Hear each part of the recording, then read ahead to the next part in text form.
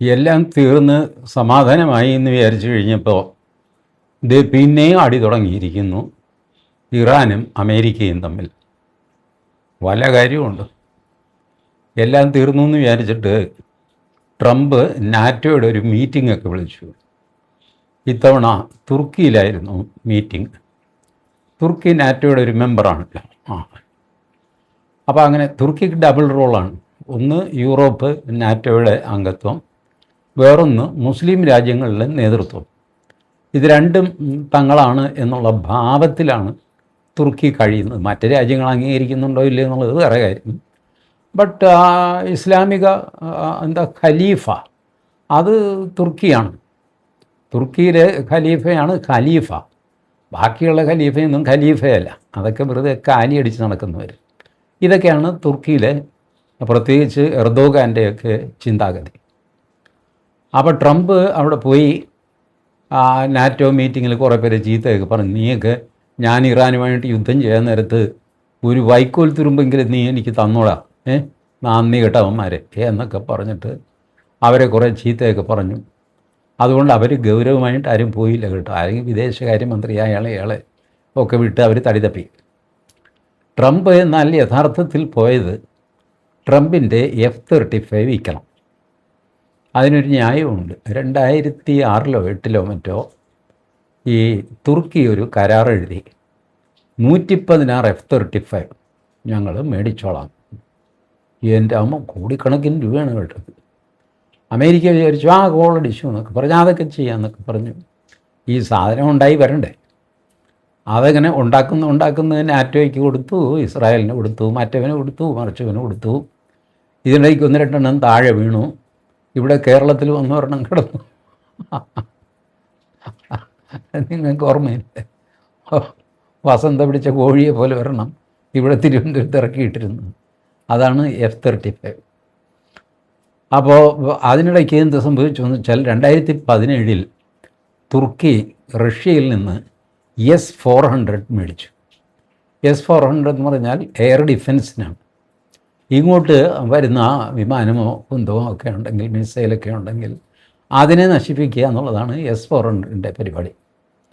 അപ്പോൾ S-400 തുർക്കി മേടിച്ചപ്പോൾ America പിണങ്ങി. അതെന്ത് പരിപാടിയാണ്? ഞങ്ങളുടെ F-35 താൻ മേടിക്കുന്നു, റഷ്യയിൽ നിന്ന് S-400 മേടിക്കുന്നു, അത് ശരിയാവില്ല. അതെന്താ ചേട്ടാ ശരിയാവാത്തത്? ഇതൊന്നും തമ്മിൽ കമ്മ്യൂണിക്കേറ്റ് ചെയ്യില്ല. ഈ F-35 എന്ന് പറഞ്ഞാൽ നമ്മൾ വിചാരിക്കുന്ന പോലെ വെറുതെ ഒരു വിമാനമല്ല. ആ വിമാനം അതിൻ്റെ അനുസാരിയും സംഗതിയൊക്കെ ചേർത്തിട്ടൊരു വലിയ ഇക്കോ സിസ്റ്റമാണ് F-35 എന്ന് പറഞ്ഞു കഴിഞ്ഞാൽ. അത് മറ്റ് സാധനങ്ങളുമായിട്ടും കപ്പലുകളുമായിട്ടും റഡാറുമായിട്ടും അതുമായിട്ടും ഇതുമായിട്ടും ഒക്കെ കമ്മ്യൂണിക്കേറ്റ് ചെയ്യണ്ടേ, വിവരങ്ങൾ അറിയണ്ടേ. ഇത് നടക്കില്ല. S-400 F-35 കമ്മ്യൂണിക്കേറ്റ് ചെയ്യുന്ന പ്രശ്നമില്ല. അത് റഷ്യക്കാരൻ്റെയാണ്. അതുമായിട്ട് ഞങ്ങൾ സംസാരിക്കില്ല. ചുരുക്കി പറഞ്ഞ് S-400ൻ്റെ പെട്ടി ഇതുവരെ തുറന്നിട്ടില്ല. തുർക്കിയിൽ ഇരിക്കുക അട്ടിയിട്ട് S-400. ട്രംപ് പറഞ്ഞു താനൊരു കാര്യം ചെയ്യും, ആ സാധനത്തിന് തീ വയ്ക്കും. അതൊരു വെളിം പ്രദേശത്ത് കൊണ്ടുപോയിട്ടിട്ട് കരിയിലൊക്കെ കൂട്ടി തീ വയ്ക്കണം S-400. അപ്പോൾ എർദോഗാൻ പറഞ്ഞു, അല്ല ചേട്ടാ കാശ് കൊടുത്ത് മേടിച്ചതല്ലേ, അതിങ്ങനെ വെറുതെ കത്തിച്ച് കളയാൻ പറ്റുമോ? അല്ലെ എന്താണെന്ന് വെച്ചാൽ ചെയ്തോ, അത് ഉള്ള പരിപാടി വേണ്ട. ശരി, വേണ്ടാന്ന് പറഞ്ഞിട്ട് തൊടാതെ ഇങ്ങനെ വെച്ചിരിക്കുക, നശിപ്പിച്ചിട്ടില്ല ഇതുവരെ. S-400 അവിടെ ഇരിക്കുന്നു. കോടിക്കണക്കിന് രൂപ എർദോഗാന് മുടക്കാണ്. അപ്പോഴാണ് ട്രംപ് ഒരു കാര്യം ചെയ്യും, ഇതൊക്കെയാണെങ്കിലും F-35 ഞാനിപ്പോൾ ഞാൻ തരാൻ തയ്യാറാണ്. ഈ ട്രംപിനെ വിശ്വസിക്കാൻ പറ്റുകയില്ല. രാവിലെ തരില്ല എന്ന് പറയും, ഉച്ച കഴിഞ്ഞ് തരുമെന്ന് പറയും, വൈകുന്നേരം ആകുമ്പോൾ ഞാനിങ്ങനെ തരുമെന്നോ തരില്ലെന്നോ പറഞ്ഞില്ല എന്നൊക്കെ പറഞ്ഞു കളയും. എന്ത് വാങ്ങിക്കോട്ടെ, ഈ ഉള്ള പ്രസിഡൻറ്റിനെ വെച്ച് സംസാരിക്കുകയല്ലാതെ നമുക്ക് അമേരിക്കൻ പ്രസിഡൻറ്റിനെ മാറ്റാൻ പറ്റുമോ? നമ്മൾ വിചാരിച്ചാലും അമേരിക്കക്കാർ വിചാരിച്ചാലും ഇനിയും 2 കൊല്ലം കൂടെ കഴിഞ്ഞാലേ ഈ മരണം തീരുള്ളൂ. അങ്ങനെ ആകട്ടെ എന്നൊക്കെ പറഞ്ഞ് എർദോഗാൻ സംസാരിച്ചു. അപ്പോൾ ട്രംപ് പറഞ്ഞു, ഇടൂ തരാനൊക്കെ ഞാൻ തയ്യാറാണ്, പക്ഷേ ഈ കോൺഗ്രസ് സമ്മതിക്കുകയില്ല. ആര്? നമ്മുടെ രാഹുൽ ഗാന്ധിയുടെ കോൺഗ്രസ് അല്ല, അവിടെ അമേരിക്കൻ കോൺഗ്രസ് ഉണ്ട്. അവർ സമ്മതിക്കില്ല. അവരുടെ സമ്മതമില്ലാതെ ഇത് വിൽക്കാനും പറ്റില്ല. അവർ സമ്മതിക്കുകയോ ഇല്ലെന്ന് ഞാനൊന്ന് നോക്കട്ടെ, താൻ ആദ്യം വാങ്ങാമെന്ന് സമ്മതിക്കും. അപ്പോൾ എർദോഗാൻ പറഞ്ഞു, അല്ല ചേട്ടാ F-35 പറ്റി നല്ലൊരു അഭിപ്രായമൊന്നും അല്ലല്ലോ കേൾക്കുന്നു. ആര് പറഞ്ഞു? നല്ല ഒന്നാം തരം വിമാനമല്ലേ. അങ്ങനെയല്ല. എന്നോട് ആ നാരായണൻ പറഞ്ഞു ഈ സംഗതി പോക്കാണ്. ഏത് നാരായണൻ? നാരായണനെ അറിയില്ല, നമ്മുടെ വള്ളക്കാരൻ കുഞ്ഞപ്പം നാരായണൻ. അവനാണ് കേരളത്തിൽ കൊണ്ടുപോയി F-35. അവിടെ പിന്നെ ആ തങ്കപ്പൻ ഉണ്ടായിരുന്നതുകൊണ്ട് അത് ഇറക്കി ഒരു മൂലയ്ക്ക് അവിടെ ഇട്ടു. അതാ തങ്കപ്പൻ ചേട്ടൻ നല്ല മനുഷ്യനായതുകൊണ്ടാണ്. അപ്പോൾ നാരായണൻ എങ്ങനെ ചെയ്തു? നാരായണൻ ബ്രിട്ടീഷ് പൗരനാണ്. നാരായണൻ്റെ അച്ഛൻ വള്ളക്കാരനായിരുന്നു. പക്ഷെ നാരായണൻ പൈലറ്റാണ്. ബ്രിട്ടീഷ് പൗരത്വം എടുത്തിരിക്കുക. പേര് നാരായണൻ എന്ന് തന്നെയാണ് ഇപ്പോഴും. ഈ നാരായണനെ ഞാൻ വിളിപ്പിച്ചു. നാരായണൻ പട്ടാങ്ങായിട്ട് കാര്യങ്ങൾ എൻ്റെ അടുത്ത് പറഞ്ഞു. എൻ്റെ പൊന്നു ചേട്ടാ, കാശിന് കൊള്ളില്ലാത്തൊരു പാട്ടയാണ് F-35 എന്നൊക്കെ പറയുന്നത്. ഇതുകൊണ്ടൊന്നും ഒരു പ്രയോജനവുമില്ല. ഇതെങ്ങാനും പണിമുടക്കിയാലുണ്ടല്ലോ പിന്നെ ഇത് തലച്ചുമടായിട്ട് പോലും കൊണ്ടുപോകാൻ പറ്റില്ല. കേരളത്തിൽ കൊണ്ടുപോയി ഇറക്കിയിട്ട് ഇതിലും വലിയ വിമാനം കൊണ്ടുവന്നിട്ട് ഈ വിമാനം ഉന്തി അതിനകത്ത് കയറ്റിയിട്ട് അതെടുത്തുകൊണ്ട് പോരുമായിരുന്നു. 42 ദിവസം കേരളത്തിൽ അത് കിടന്നു. ഇന്ത്യക്കാരും അത് കരയുണ്ട്. വേറെ ആരെങ്കിലും ആണെങ്കിൽ തറവാടകയും കൂടെ ചോദിച്ചേനെ. എന്തോ വാടക തന്നു നമുക്ക് കേട്ടോ. നമ്മുടെ സ്ഥലം മെനക്കെടുത്തതല്ലേ നീ വിമാനം കിടന്നിട്ട്. മറ്റു വിമാനങ്ങൾ ഇറങ്ങാനായിട്ട് വേറെ നോക്കുക. ഇങ്ങനെയൊക്കെയുള്ള പ്രശ്നങ്ങളുണ്ട്. അതിൻ്റെ പേരിൽ നമ്മൾ കാശ് മേടിച്ചു. കാശ് പക്ഷേ തുച്ഛമായ കാശേ മേടിച്ചുള്ളൂ. നമ്മൾ വലിയ ഉദാരമനസ്കന്മാരാണ്. നമ്മൾ എത്ര ചോദിച്ചാലും അവർ തന്നേനെ. കാരണം അവരുടെ F-35 ഇവിടെ കിടക്കുക. കോടിക്കണക്കിന് രൂപ വിലയുള്ള 1500 കോടി രൂപ വിമാനത്തിന് വില, പിന്നെ ചിറകിന് വേറെ വില, ടയറിന് വേറെ വില, ഇങ്ങനെയൊക്കെ കമ്പ്യൂട്ടറിന് പ്രത്യേകം അതിൻ്റെ സോഫ്റ്റ്വെയർ കൂടെ അപ്ഡേറ്റ് ചെയ്യണം. ആ അപ്ഡേഷന് വേറെ കാശ്. ഇങ്ങനെയൊക്കെ ഉള്ളതാണ് ഈ വിമാനം. അപ്പോൾ ഇത് ചോദിച്ചാലും അവർ തന്നേനെ. നമ്മൾ പിന്നെ ആക്രാന്തം പിടിച്ച് ചോദിച്ചൊന്നുമില്ല. എന്തോ ഒരു ദിവസത്തേക്ക് 58 രൂപയോ അങ്ങനെ ചോദിച്ച് മേടിച്ചിട്ട് അവന്മാരെ വിട്ടു. ഏതായാലും ഈ വിവരമൊക്കെ എർദോഗാന് കിട്ടി. എർദോഗാൻ പറഞ്ഞു, ഇതാണ് ചേട്ടൻ്റെ സാധനം. അതൊന്നുമില്ല, അത് വാസ്തവത്തിൽ F-35 അല്ല ചേട്ടാ. അത് ഞങ്ങളൊരു സാമ്പിൾ ആദ്യം തുടക്കത്തിൽ ഉണ്ടാക്കിയതാണ്. അത് ഇംഗ്ലീഷുകാർക്ക് വെറുതെ കൊടുത്തു. എടാ നിങ്ങൾ കൊണ്ടുപോയി കളിച്ചോ എന്ന് പറഞ്ഞു. അങ്ങനെ അവർ പറപ്പിക്കുന്നതിനിടയ്ക്കാണ് ഈ കേരളത്തിൽ ഇറങ്ങിയത്. അതൊന്നും ചേട്ടാ, അതൊന്നും വിശ്വസിക്കില്ലേ. അങ്ങനെയല്ലല്ലോ, ജപ്പാനിൽ ഒരെണ്ണം ഇറങ്ങിയതായിട്ട് ഞാൻ കേട്ടല്ലോ. ജപ്പാനിൽ ഇറങ്ങി, പക്ഷെ അത് ഞങ്ങളപ്പം തന്നെ നന്നാക്കി നിൽക്കുന്നു. അപ്പോൾ ഈ വിവരം മുഴുവൻ എർദോഗാൻ്റെ കയ്യിലുണ്ട് എന്നറിഞ്ഞപ്പോൾ ട്രംപിന് പരിഭ്രമമായി. ട്രംപ് കയറി ചൂടായി. ശേഷം ക്രോധേന പൂരേ എന്ന് സംസ്കൃതത്തിൽ പറയുമല്ലോ. ട്രംപിൻ്റെ കാര്യം അങ്ങനെ. പുള്ളി ഉത്തരം മുട്ടിക്കഴിഞ്ഞാൽ പുള്ളിക്ക് ദേഷ്യം വരും. ബാക്കി പുള്ളി ദേഷ്യം കൊണ്ടങ്ങ് പൂരിപ്പിക്കുകയാണ് ചെയ്തത്. തനിക്ക് സൗകര്യം ഉണ്ടെങ്കിൽ എടുക്ക്, അല്ലെ നമ്മൾ തമ്മിൽ തെറ്റും ഹാഹു എന്നൊക്കെ പറഞ്ഞിട്ട് എർദോഗാൻ പറഞ്ഞു, ചേട്ടൻ അവിടെ ഇരിക്കുക, ചൂടാവാതെ ഇരിക്കുക, ചായ കുടിക്കുന്നു. എനിക്ക് ചായയൊന്നും വേണ്ട, ഇരിക്കപ്പാ എന്നൊക്കെ പറഞ്ഞ് ഇങ്ങനെ ചർച്ച ചെയ്തുകൊണ്ടിരിക്കുമ്പോഴാണ് ട്രംപിൻ്റെ മൊബൈൽ ഫോൺ അടിക്കുന്നത്. എടുത്തു നോക്കിയപ്പോൾ എന്താ സംഗതി? 3 കപ്പലുകൾ നമ്മുടെ ഹോർമൂസ് കടലിടുക്കിൽ 3 കപ്പലുകൾക്ക് നേരെ IRGC ആക്രമണം നടത്തിയിരിക്കുന്നു. തന്തയ്ക്ക് പറക്കാഴി കാണിക്കുന്നതാ പടാ. ട്രംപ് എർദോഗാൻ്റെ മുമ്പിലിരുന്ന് തന്നെ തിരിച്ചടിക്കടാവന്. അപ്പോൾ എർദോഗാൻ ചോദിച്ചു, എന്താ കാര്യം എന്നാണ്. അവൻ്റെ കഥ ഇന്ന് ഞാൻ കാര്യം പറ ചേട്ടാ. അപ്പോഴാണ് ഇങ്ങനെ 3 കപ്പൽ അവൻ നമ്മളൊരു സമാധാന കരാർ എഴുതിയല്ലേ, 60 ദിവസം ഈ ഹോർമൂസ് കടലിൽ കൂടെ ആർക്ക് എന്ത് വേണമെങ്കിലും കൊണ്ടുപോകാം, എണ്ണയോ പിണ്ണാക്കോ പരുത്തിക്കുരുവോ എന്താണെന്ന് വെച്ചാൽ കൊണ്ടുപോക്കോ എന്ന് പറഞ്ഞിട്ട് ഒക്കെ സമ്മതിച്ചൊക്കെ കബൂലാക്കിയതാണ്. 60 ദിവസത്തിനകം നമുക്ക് ഈ കടലെടുക്ക് എങ്ങനെ ഓപ്പറേറ്റ് ചെയ്യണമെന്നൊരു സ്കീമൊക്കെ ഉണ്ടാക്കാം എന്നൊക്കെ പറഞ്ഞ് സമാധാനമായിട്ടിരുന്നതാണ്.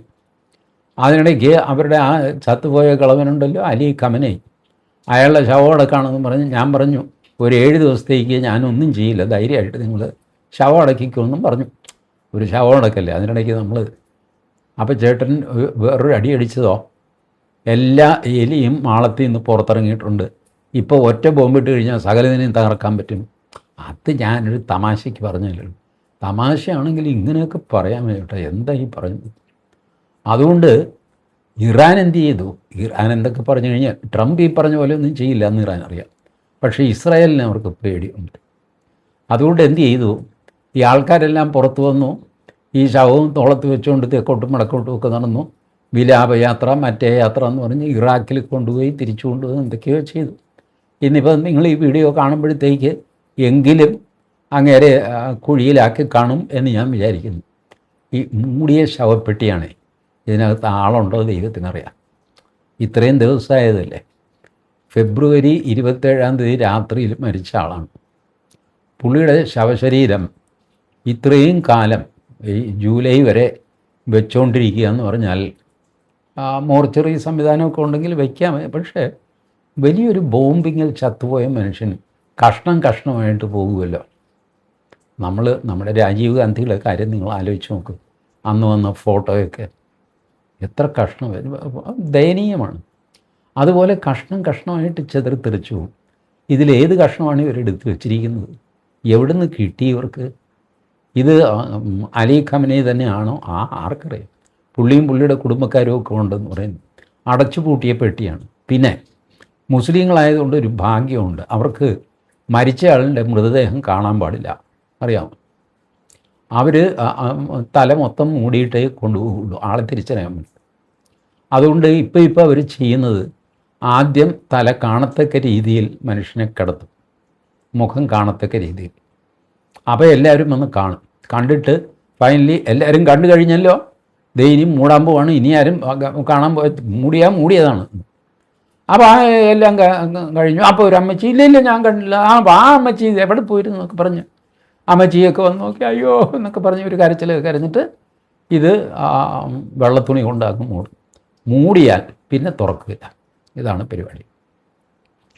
അപ്പോൾ ഇവരുടെയൊക്കെ മൂടിക്കിടക്കുകയാണ്. അതുകൊണ്ട് നമുക്ക് ആർക്കും ഇത് തുറന്നിട്ട് ഇയാൾ തന്നെയാണോ അതോ വല്ല ഡ്യൂപ്ലിക്കേറ്റും ആണോ അതോ പെട്ടി കാലിയാണോ എന്നൊന്നും അറിയാനൊരു മാർഗവുമില്ല. ഏതായാലും അവരുടെ നാടകം അങ്ങനെ നടന്നു.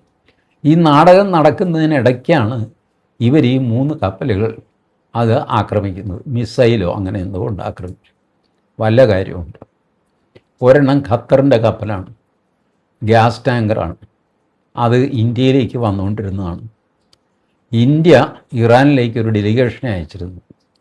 വിദേശകാര്യ സഹമന്ത്രി, പിന്നെ ബീഹാർ ഗവർണർ, പിന്നെ മെഹബൂബ മുഫ്തി, സൽമാൻ ഖുർഷിദൊക്കെ ഉണ്ടായിരുന്നു. ഏതായാലും ഇവരവിടെ പോയതാണ്. പേരിനാണെങ്കിലും ഇന്ത്യക്കാരുടെ ഒരു ഡെലിഗേഷൻ പോയതാണ്. എന്നിട്ട് ആ സമയത്താണ് ഇന്ത്യയിലേക്ക് വരുന്ന കപ്പലിന് തന്നെ ഇവൻ മിസൈലയച്ച് തകർക്കുന്നത്. എന്ത് പരിപാടിയാണെന്ന് നോക്കി.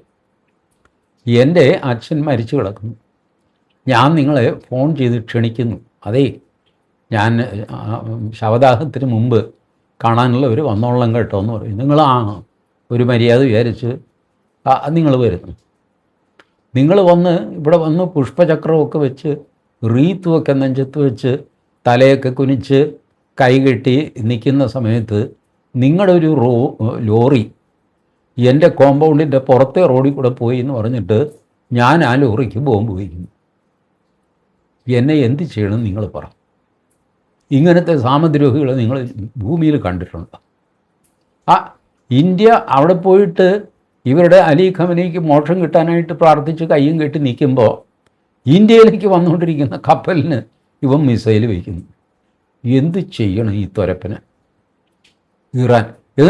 ഇറാനെ സപ്പോർട്ട് ചെയ്യാൻ ഇവിടെ ആളുമുണ്ട്. ഇപ്പം കേരളത്തിലെ ജിഹാദികളൊക്കെ വലിയ വൻ കൺഫ്യൂഷനിലാണ്. നിങ്ങൾക്ക് അറിഞ്ഞുകൂടായിട്ടാണ്.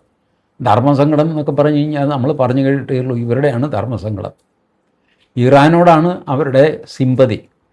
പക്ഷേ ഇറാനെ സപ്പോർട്ട് ചെയ്ത് കഴിഞ്ഞാൽ ഫലത്തിൽ അത് ഗൾഫ് രാജ്യങ്ങൾക്കെതിരാകും. ഗൾഫ് രാജ്യങ്ങൾക്കെതിരാകുന്നതിൽ ഇവർക്ക് കുഴപ്പമൊന്നുമില്ല. പക്ഷേ അവിടെ മലയാളികൾ താമസിക്കുന്നു. ഈ മലയാളികളെല്ലാം പിണങ്ങും.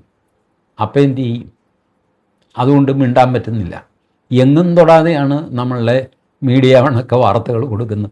അങ്ങോട്ടും ഇങ്ങോട്ടുമൊക്കെ ചെയ്തിട്ട് ഗൾഫ് രാജ്യങ്ങളോടും ഒരു സിമ്പതി, ഇറാനോടും ഒരു സിമ്പതി, അമേരിക്കയോട് വിദ്വേഷം, ഇങ്ങനെയൊക്കെ ആക്കിയിട്ട് അവരിങ്ങനെ ബാലൻസ് ചെയ്ത് അങ്ങ് പോവുകയാണ്. വലിയ പ്രശ്നമാണ്. എന്നാൽ ഇറാൻ ഇതൊന്നും നോക്കുന്നില്ല. അവരുടെ ലക്ഷ്യം സുന്നികളാണ്. അല്ലെങ്കിൽ നിങ്ങൾ ആലോചിച്ച് നോക്ക്, ഇറാനെ അമേരിക്ക ആക്രമിച്ചു, ഇറാൻ കപ്പലുകൾ ആക്രമിച്ചു, അമേരിക്ക തിരിച്ച് 50 സ്ഥലത്ത് 90 സ്ഥലത്ത് ആക്രമിച്ചു എന്നൊക്കെ പറഞ്ഞു. ഈ 90 എന്നൊക്കെ പറഞ്ഞു കഴിഞ്ഞാൽ 5-8 പ്രധാനപ്പെട്ട സ്ഥലങ്ങളാണ്. ബാക്കിയുള്ളതൊക്കെ ചുറ്റുവട്ടത്തുള്ളത്. ഇപ്പോൾ എറണാകുളത്ത് ബോംബാക്രമണം നടത്തുന്നു. അതിൻ്റെ കൂടെ വൈറ്റില, എടപ്പള്ളി, ഫോർട്ട് കൊച്ചി, കുമ്പളങ്ങി, പെരുമ്പടപ്പ് ഒക്കെ അവിടെയൊക്കെ ആക്രമിക്കുന്നു. ഇതെല്ലാം കൂടെ ചേർത്താണ് ഈ 90 എന്ന് പറയുന്നത്. എന്തുമായിക്കോട്ടെ, കാര്യമായ നാശനഷ്ടം ഇറാനുണ്ടായി. ഇത് കൂടാതെ അമേരിക്ക വേറൊരു പണിയും കാണിച്ചു, ഇതുവരെ ചെയ്യാത്തത്. അതായത് ചൈനയിൽ നിന്ന് ഒരു ട്രെയിൻ റൂട്ട് ഇങ്ങോട്ട് വരുന്നുണ്ട് ഇറാനിലേക്ക്. ആ ട്രെയിൻ റൂട്ടിൽ ഇവർ ബോംബാക്രമണം നടത്തി. അത് സാരമായ കേടുപാട് സംഭവിച്ചു. ഇനി കുറേ ആഴ്ചകളെടുക്കും ചൈനയ്ക്ക് അതൊന്ന് നേരെയാക്കിയെടുക്കാൻ. ചൈനയിൽ നിന്നാണ് ഈ ട്രെയിൻ വഴിക്കാണ് ഇറാനിലേക്ക് അത്യാവശ്യ ആയുധങ്ങൾ, ഭക്ഷണം, അത് ഇതൊക്കെ വന്നുകൊണ്ടിരുന്നത്. അത് ചൈനയിൽ നിന്ന് താജിക്കിസ്ഥാൻ, തുർക്ക്മേനിസ്ഥാൻ, അങ്ങനെ കുറേ സ്ഥാനങ്ങളുണ്ടല്ലോ. ഇതൊക്കെ വഴിക്കാണ് ഈ സാധനം ഇവിടെ എത്തുന്നത്. 12-15 ദിവസമൊക്കെ എടുക്കും ട്രെയിൻ അവിടെ നിന്ന് ഇവിടെ എത്താൻ. പക്ഷേ ഒരു റൂട്ടുണ്ട് അവർക്ക്. ആ റൂട്ട് അമേരിക്ക കട്ട് ചെയ്ത് കളഞ്ഞു. ഇത് കൂടാതെയും വേറെ റൂട്ടുണ്ട് കേട്ടോ. അവരവിടുന്ന് നേരെ യൂറോപ്പിലേക്ക് പോയി, യൂറോപ്പിൽ നിന്ന് തുർക്കിയിലേക്ക് വന്ന്, തുർക്കിയിൽ നിന്ന് ഇറാനിലേക്ക് കയറുക, ഇങ്ങനെയൊക്കെയുള്ള റൂട്ടൊക്കെ ഉണ്ട്. പക്ഷേ അതൊക്കെ വളഞ്ഞ വാദ്യമാണ്. 1 മാസമൊക്കെ എടുത്തിട്ട് തീവണ്ടി എത്തുള്ളൂ. എന്ത് ചെയ്യാൻ പറ്റും? ഏതായാലും അമേരിക്ക ഇങ്ങനെ ഒരു പണിയും കൂടെ ഇറാന് കൊടുത്തു. ഇറാൻ അതോടെ ഭയങ്കര ക്ഷുഭിതരായി. ഇറാനിലിപ്പോൾ വാസ്തവത്തിൽ ഒരു സിവിൽ വാറിൻ്റെ വക്കത്ത് നിൽക്കുകയാണ്. ഗാലിബാഫ് എന്ന ഈ സ്പീക്കർ, അബ്ബാസ് അരാഗ്ചി എന്ന വിദേശകാര്യമന്ത്രി, നമ്മുടെ ഞാൻ തങ്കപ്പനെന്ന് പെസഷ്കിയാൻ എന്ന പ്രസിഡൻറ്റ്, ഇവരൊക്കെ ഒറ്റക്കെട്ടായിട്ട് സമാധാനകാംക്ഷികളാണ്. നമുക്ക് ഇപ്പോൾ വെടിനിർത്തലായി, ഇനിയിപ്പോൾ അത് പെർമനൻ്റ് ആക്കാൻ വെറുതെ കച്ചറയൊന്നും വേണ്ട എന്ന് പറയുന്നവർ. മറ്റേ വശത്ത് IRGC, അവർ ഒരു കാരണവശാലും അമേരിക്കയെ വിടുന്ന പ്രശ്നമില്ല, ഇസ്രായേലിനെ വിടുന്ന പ്രശ്നമില്ല, ഗൾഫ് രാജ്യങ്ങളെ ഒട്ടും വിടുകയില്ല എന്നൊക്കെ പറഞ്ഞിട്ട് അവർ നിൽക്കുന്നു. അവരാണ് ഇപ്പോൾ ഈ ആക്രമണങ്ങളൊക്കെ സംഘടിപ്പിക്കുന്നത്. പെഷസ്കിയാന് മറുപടിയില്ല പറയാൻ. ചേട്ടാ, താനല്ലേ ഒപ്പിട്ടത്, എന്നിട്ട് താൻ തന്നെ ഇത് ചെയ്താലോ. ഖത്തറാണ് ഈ മധ്യസ്ഥതയൊക്കെ വഹിച്ചത്. പാകിസ്ഥാൻ പിന്നെ ഞാൻ പറഞ്ഞില്ലേ, മേശ തുടയ്ക്കാനും പാത്രം കഴുകാനും ഒക്കെ ആയിട്ട് പാകിസ്ഥാനും ഉണ്ടായിരുന്നു. അപ്പോൾ അങ്ങനെ ഖത്തർ ചെയ്ത് ഖത്തറിൻ്റെ കപ്പൽ നിങ്ങൾ ആക്രമിച്ചു. അപ്പോൾ ഒരാൾ പറഞ്ഞു, അല്ല, ഖത്തറിൻ്റെ കപ്പലല്ലേ ആക്രമിച്ചുള്ളൂ, ഖത്തറിനെ ആക്രമിച്ചില്ലല്ലോ. ഇല്ല. UAE ആക്രമിച്ചോ? സാധാരണ എന്ത് വന്നു കഴിഞ്ഞാലും 4 ഡ്രോണും ഒരു മിസൈലും UAEയുടെ നേർക്ക് പോകുന്നതാണ്. ഇത്തവണ അത് പോയില്ല. സൗദി അറേബ്യയിലേക്ക് പോയില്ല. ഇതെന്താ കാര്യം? സൗദി, UAE, ഖത്തർ ഇവരെയൊക്കെ ഒഴിവാക്കിയിട്ട് കുവൈറ്റിനെയും ബഹ്റിനെയും, കുവൈറ്റ് എവിടെ കിടക്കുന്നു? വടക്കേ അറ്റത്ത്. കുവൈറ്റിനെയും ബഹ്റിനാണ് തീരെ ചെറുത്, മാപ്പിൽ പോലും നമുക്ക് അടയാളപ്പെടുത്താൻ പ്രയാസമാണ് ബഹ്റിൻ. ഇവരെ ആക്രമിക്കുന്നതിൻ്റെ കാര്യം എന്താ? അതൊരു ചോദ്യമാണല്ലോ. കാരണം അത് രഹസ്യമാണ്, ഇപ്പം മെല്ലെ പരസ്യമായിട്ട് വരുന്നു. ഇവർ ഖത്തറിൽ ഉണ്ട്, UAEയിലുണ്ട്, സൗദി അറേബ്യയിലുണ്ട്. ഈ 3 സ്ഥലത്തും ഇറാൻ്റെ ഡെപ്പോസിറ്റ് കിടപ്പുണ്ട്, കാശ്. അവർ പറഞ്ഞു, ചേട്ടാ, അമേരിക്ക അറിയണ്ട, ഈ കാശ് ഞങ്ങൾ അങ്ങ് തന്നേക്കാം, ആരും അറിയാതെ. അമേരിക്ക അറിയാതെ കാശ് ഇങ്ങനെ തരും. അതിന് നമുക്ക് വഴി എന്തെങ്കിലും കണ്ടുപിടിക്കാൻ ചൈനയോട് പറഞ്ഞ് അവരുടെ സിസ്റ്റത്തിലൂടെയോ മറ്റോ ഒക്കെ എന്തെങ്കിലും ചെയ്യാം. ചേട്ടൻ ഞങ്ങളെ ഉപദ്രവിക്കരുത്. അങ്ങനെ ഈ സൗദി അറേബ്യ, ഖത്തർ, UAE രക്ഷപ്പെട്ട് നിൽക്കുകയാണ്. അതുകൂടാതെ UAEക്ക് ഇസ്രായേലിൻ്റെ ബാക്കപ്പും ഉണ്ട്. ഇസ്രായേലാണെങ്കിൽ അതിഭയങ്കരന്മാർ. ഇസ്രായേലിൻ്റെ പ്രധാനമന്ത്രി നെതന്യാഹുവിൻ്റെ പത്രസമ്മേളനം. അപ്പോൾ ഒരു പത്രക്കാരൻ പറഞ്ഞു, അല്ല, JD വാൻസ് പറഞ്ഞത് കേട്ടോ? എന്തു പറഞ്ഞു? JD വാൻസ് പറഞ്ഞു, ലോകത്തെ വൻ ശക്തികളിൽ ഏറ്റവും അവസാനത്തെ ആളാണ് നിങ്ങളെ സപ്പോർട്ട് ചെയ്യുന്നത്. ആ സപ്പോർട്ട് ഇല്ലാതാക്കുന്ന പ്രവൃത്തി നിങ്ങളുടെ ഭാഗത്തു നിന്നുണ്ടാകരുത് എന്നാണ് എൻ്റെ ഉപദേശം. JD വാൻസ് നെതന്യാഹുവിനൊരു ഉപദേശം കൊടുത്തു. എന്ന് വെച്ചാൽ അമേരിക്കയെ വെറുപ്പിക്കരുത്, ആകെ അമേരിക്ക മാത്രമേ നിങ്ങളുടെ കൂടെ ഉള്ളൂ. ഇതാണ്. നെതന്യാഹു ഒരു ചിരിച്ചു. പുള്ളി പറഞ്ഞു, അല്ല, JD വാൻസ് നമ്മുടെ ഒരു ദോസ്താണ്, ട്രംപ് അതിലും വലിയ ദോസ്തൊക്കെയാണ്. പിന്നെ രാജ്യം എന്നുള്ള നിലയ്ക്കാണല്ലോ, എനിക്ക് ഒരു ചെറിയ രാജ്യം സുഹൃത്തായിട്ടുണ്ട്, ലിറ്റിൽ കൺട്രി, വലിയ ജനസംഖ്യയൊന്നുമില്ല, ഒരു 140 കോടിയേ ഉള്ളൂ. അതിൻ്റെ പേര് ഇന്ത്യ എന്നാണ്. അപ്പോൾ സംഗതി മാറി. അതിനകത്തെ ആ പരിഹാസം നോക്കണം, നിങ്ങൾ വലിയ രാജ്യം എന്നൊക്കെ പറയുന്നു. നെതന്യാഹു പറഞ്ഞു ചെറിയൊരു രാജ്യമാണ്, 140 കോടിയേ ഉള്ളൂ. 140 കോടി ഒരുമിച്ച് നിന്ന് തുപ്പിക്കഴിഞ്ഞാൽ അമേരിക്ക മുങ്ങിപ്പോവും എന്നാണ് ഈ നെതന്യാഹു പറഞ്ഞതിൻ്റെ അർത്ഥം. അങ്ങനെ നിൽക്കുകയാണ് നെതന്യാഹു. ഇപ്പോഴും ലെബനനിൽ പുള്ളി അടിച്ചുകൊണ്ടിരിക്കുകയാണ്. ഇപ്പോൾ ഇറാന് നെതന്യാഹുവിനെ ആക്രമിക്കാൻ ധൈര്യമില്ല. ഇപ്പോൾ ഈ ബഹളം നടക്കുന്നില്ലേ, കുവൈറ്റിനെ അടിക്കുന്നു, ബഹ്റൈനെ അടിക്കുന്നു, എന്താ ഇസ്രായേലിനെ അടിക്കാത്തത്? 10 മിസൈൽ അങ്ങോട്ട് അയക്കുന്നു, അതല്ലേ ആണത്തം എന്ന് പറയുന്നത്. അല്ല ചുമ്മാ അയൽവക്കത്ത് കിടക്കുന്ന അല്പപ്രാണിയെ തല്ലിയിട്ട് എന്ത് കാര്യം? പക്ഷേ ഇറാൻ ചെയ്യില്ല. കാരണം ഇസ്രായേലിനെ തൊട്ടാൽ ആ സെക്കൻഡിൽ അവൻ തിരിച്ചടിക്കും. ഈ മുസ്തഫ ഖമേനി, ഇപ്പോൾ മകൻ ഖമേനിയാണല്ലോ മുസ്തഫ പുറത്തിറങ്ങാത്തത് എന്താ? ഒന്നുകിൽ മുസ്തഫ മരിച്ചു പോയിട്ടുണ്ട്, അഥവാ ജീവനുണ്ടെങ്കിൽ അയാൾ പേടിച്ച് മാളത്തിലിരിക്കുക. കാരണം അയാൾ പുറത്തിറങ്ങിയാൽ ഉറപ്പായിട്ട് ഇസ്രായേൽ തട്ടും, ഉറപ്പായിട്ട് തട്ടും. അവർക്ക് ഈ ജനാജ, നിങ്ങളുടെ ശവഘോഷയാത്ര, ഇതൊന്നും അവർക്ക് പ്രശ്നമൊന്നുമല്ല. അവർ നോട്ടമിട്ട് ചുണ്ണാമ്പിട്ട് വെച്ചോ അവർ തട്ടും. അതാണ് ഇസ്രായേലിൻ്റെ സ്വഭാവം. അതുകൊണ്ടാണ് അവരിങ്ങനെ പിടിച്ചു നിൽക്കുന്നത്, ജീവനോടെ നിൽക്കുന്നത്. ചുരുക്കി പറഞ്ഞാൽ ഇനി വരും ദിവസങ്ങളിൽ 2-3 കാര്യങ്ങൾ നമുക്ക് ശ്രദ്ധിക്കാനുണ്ട്. ഈ പറഞ്ഞ സീസ് ഫയർ കരാർ അത് പോയി കഴിഞ്ഞു. ഇനിയിപ്പോൾ അത് നോക്കിയിട്ട് കാര്യമില്ല, ഏത് നിമിഷവും ഇവരൊക്കെ തമ്മിൽ അടിപൊട്ടും. നമ്പർ 2, ഇസ്രായേൽ വെച്ച കാല് പുറകോട്ടെടുത്തിട്ടില്ല, അവർ ലെബനനിൽ ആക്രമണം നടത്തിക്കൊണ്ടേ ഇരിക്കുന്നു. നമ്പർ 3, നമ്മുടെ F-35 ഡീൽ, അത് ട്രംപിൻ്റെ ഡീൽ മുന്നോട്ട് പോകുമോ ഇല്ലയോ, കോൺഗ്രസ് അതിന് മത്ത് വയ്ക്കുമോ? ഇസ്രായേലും അതിനെതിരാണ് കേട്ടോ. ഇസ്രായേൽ ആദ്യം ഭയങ്കര ഓപ്പോസിഷനായിരുന്നു, ഒരു കാലത്തും കൊടുക്കരുത്. ഇത് കേരളത്തിലും അവിടെ ഇവിടെയൊക്കെ കിടക്കാൻ തുടങ്ങിക്കഴിഞ്ഞപ്പോൾ ഇസ്രായേൽ പറഞ്ഞു കൊടുക്കുന്നെങ്കിൽ കൊടുക്ക്. കാരണം ഈ സാധനം നേരെ വർക്ക് ചെയ്യില്ലെന്ന് എല്ലാവർക്കും അറിയാം. ഇപ്പോൾ ഈ ഇറാൻ യുദ്ധത്തിൽ F-35 ഉപയോഗിച്ചതാണ്. അത് എത്ര എണ്ണം താഴെ വീണമെന്ന് ദൈവത്തിനറിയാം. അത് അമേരിക്ക പുറത്ത് പറയില്ല, ഇസ്രായേലും ഉണ്ട്. ചിലപ്പോൾ വെറുതെ നാണക്കേടല്ലേ. ഇസ്രായേലിൻ്റെ കയ്യിലുണ്ട് ഇത്. 10, 25, 40 എണ്ണം ഇസ്രായേലിന് കൊടുത്തു വെച്ചിട്ടുണ്ട് F-35. ആ ദുരിതം അവരുടെ കയ്യിലും ഉണ്ട്. അതവർ ഷെഡിൽ കയറ്റി ഇട്ടിരിക്കുക, അവിടെ കിടക്കട്ട, ചുമ്മാ വിശ്വസിക്കാൻ കൊള്ളാത്ത സാധനം എന്ന് പറഞ്ഞ് അവർ വെച്ചിരിക്കുകയാണ്. ഏതായാലും F-35 ഡീൽ നടക്കുമോ എന്നും നമുക്ക് പരിശോധിക്കേണ്ടതായിട്ടുണ്ട്. ആ വാർത്തകൾ കിട്ടുന്ന മുറയ്ക്ക് ഞാൻ നിങ്ങളെ അറിയിക്കാം. Thank you.